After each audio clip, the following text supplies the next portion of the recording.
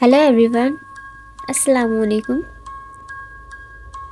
रात 1 बजे के करीब फ़ोन रिंग करने लगता है एक अननोन नंबर से।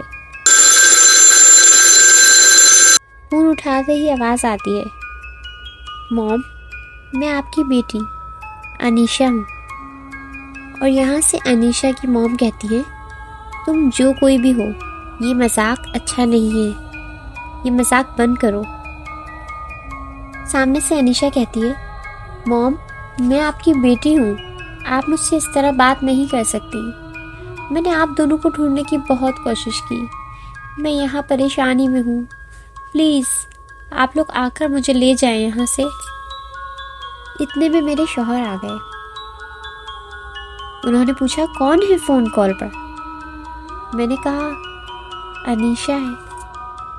और मेरे हाथ कांप रहे थे। उन्होंने मेरे हाथ से फ़ोन लिया और देर तक फ़ोन को घूरते रहे। फिर फ़ोन कान पर लगाकर कहा, हेलो। सामने से अनीशा की आवाज़ आती है, पापा प्लीज़ आप आकर मुझे यहाँ से ले जाएं। मुझे पता है उस रात क्या हुआ था, मैंने आप लोगों को माफ़ कर दिया, पर अब मुझे यहाँ से ले जाएं प्लीज़। प्लीज़ अब आप लोग मुझे घर आने दें प्लीज़। फिर पापा ने पूछा कि अच्छा तुम बताओ तुम कहाँ हो? अनीशा कहती है, मैं बहुत अंधेरे में हूँ, यहाँ बहुत अंधेरा है, मेरे पूरे जिस्म में कीड़े पड़ चुके हैं, मैं बहुत परेशान हूँ। अब तो डेविड का चेहरा भी मुरझा गया। उन्होंने फ़ोन कॉल रख दिया। मेरा दिल ज़ोर ज़ोर से धड़क रहा था और कुछ समझ नहीं आ रहा था कि अब हमें क्या करना चाहिए। और फिर डेविड ने कहा कि ये अनीशा कैसे हो सकती है? हमने तो आज से 10 साल पहले ही उसे मार के, बल्कि उसे बुरी तरह मार के लॉन में दफन कर दिया था। तो ये अनीशा कैसे हो सकती है? और उसने हमें परेशानियों के अलावा दिया भी क्या था? वो अनीशा नहीं हो सकती।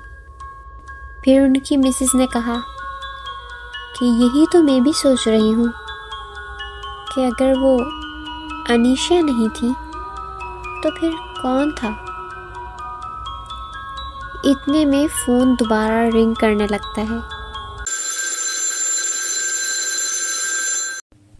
वो मिस्टर और मिसेस बहुत ही जालिम थे और दोनों ही जहनी मरीज़ थे।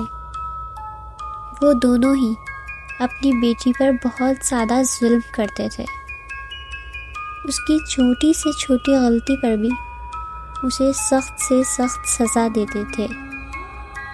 और एक रात, सर्दियों की रातों में, जब पंखे बंद होते हैं और हर तरफ सन्नाटा छाया होता है, तो हर चीज़ बहुत ज़्यादा गहराई से सुनाई देती है। तो रात को उनके फादर चहलकदमी करने के लिए रूम से बाहर निकलते हैं। उनके रूम से थोड़ा आगे जाके अनीशा का रूम था।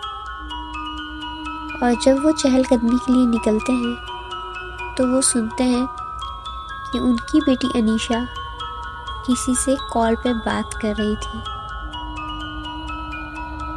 और सामने कॉल पे कोई लड़का था। उन्हें इसकी इस गलती पर बहुत ज़्यादा गुस्सा आया और उन दोनों ने उसी रात उसे कत्ल करके अपने घर के सहन में दफना दिया। पर अनीशा की मौत ने उन्हें सुकून से जीने नहीं दिया था और उन्हें इतना पागल कर दिया था कि उन्हें बार बार ये लगता था कि उनकी बेटी कॉल करके बार बार उन्हें अपने पास बुला रही है और जैसे वो घर में ही कहीं मौजूद हो। और फिर एक दिन उनके पड़ोस से एक लेडी आती है वो मिसेस तो थी ही बहुत परेशान। उसी परेशानी की हालत में वो अपनी नेबर लेडी को सब कुछ बता देती है और ये भी बता देती है कि आज से 10 साल पहले उन्होंने अपनी सगी बेटी के साथ क्या बर्ताव किया था। उस वक्त तो वो सब कुछ सुन लेती है, लेकिन बाद में वो पुलिस को रिपोर्ट कर देती है और इस तरह मिस्टर और मिसेस डेविड को सजाए मौत हो जाती है। और गाइस, आप लोग मेरी वीडियोस देखते तो हैं बट सब्सक्राइब करना भूल जाते हैं। चैनल को सपोर्ट करने के लिए subscribe, like, comment and share. Good bye.